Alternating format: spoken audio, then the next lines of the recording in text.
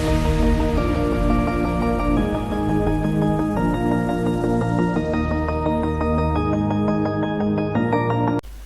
بالله من الشيطان الرجيم بسم الله الرحمن الرحیم. ویلکم ټو هوم اپ بایولوژي. نننې زموږ ټاپک دی ویکیول. دا د کلاس 9 د بایولوژي څلورم نمبر چپټر دی.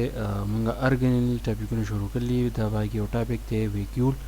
دې باره کې باندې موږ خبره کوو. ویکیول باره کې دا وپېژنئ چې ویکیول په سیل کې داسې یو ځای لکه څنګه چې موږ کور جوړو او زموږ په کور کې چې دی ګودام وي او پای کې موږ فضول څیزونه چې دی هغه موږ ږدو. دغه شان مثال چې دی په خولیه کې د یو ویکیول دی. اوس ویکیول چې دی فلویډ فیلډ سیکس دا داسې یوه تیلۍ دي، د تیلو شکل دی په خولیه کې چې په دې کې دننه فلویډ وي، مطلب اوبه اوبه شان څیزونه وي. باونډډ بای ا ممبرین کالډ ټونوپلاسټ. د دې ویکیول نه چاپیره یو ممبرین وي، هغه ممبرین ته موږ ټونوپلاسټ وایو. اوس انیمل سیل چې دی، په انیمل سیل چې کوم ویکیول وي نو دا یاد ساتئ چې انیمل سیلز کانټین مور دین ون ویکیول. انیمل سیل کې دا خبر یاد ساتئ چې انیمل سیل کې د یو نه زیات ویکیول چې دي هغه موجود دي. مطلب دا دی چې په دې کې یو ویکیول نه وي، د یو نه زیات دي، واړه واړه ویکیول دي. اوس ویکیول اف پلانټ سیل چې دی کوم بوټي کې چې کومې خلیې وي، اوس د هغې ویکیول څنګه دی نو دې کې لږ ډیټیل دی چې plant cells has many small vacuoles which fuse together and make large central vacuole.